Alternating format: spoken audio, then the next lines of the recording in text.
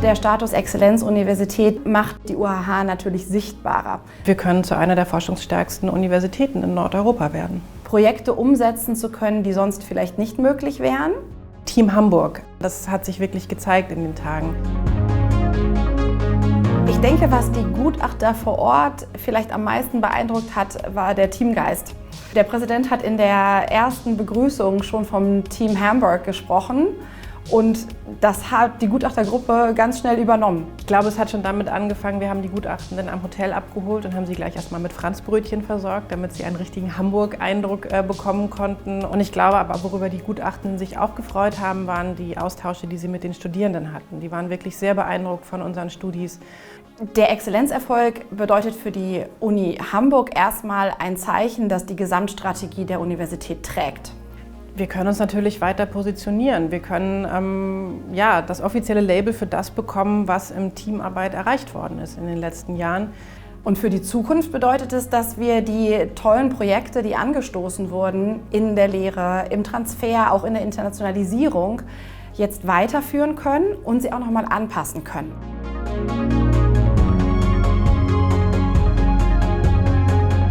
Für mich bedeutet Exzellenz an der Uni Hamburg tatsächlich, dass wir den Freiraum geschaffen haben, neu zu denken, neue Kooperationsformen zu schaffen. An der Uni Hamburg zeigt sich für mich die Exzellenz besonders an den interdisziplinären Brücken. Also dass Geisteswissenschaften, Naturwissenschaften, Sozialwissenschaften nicht nur nebeneinander existieren, sondern auch tatsächlich miteinander sprechen und arbeiten. Exzellenz zeigt sich für mich ganz besonders dadurch, dass wir die Möglichkeit haben, verantwortlich zu forschen, den Schwerpunkt auf Nachhaltigkeit legen, sehen, wie Digitalisierung dabei helfen kann. Im besten Fall ist Exzellenz für mich persönlich nicht elitär, sondern fair und inklusiv. Das bedeutet, dass es der ganzen Universität und damit allen unseren Bereichen und auch allen Statusgruppen zugutekommt.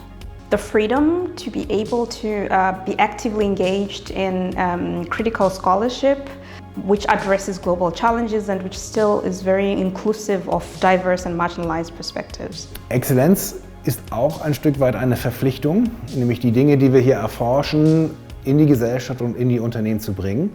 Insofern ist es nicht nur schön, einen Markenbooster zu haben, sondern es ist auch eine Verpflichtung, in die Gesellschaft hineinzuwirken.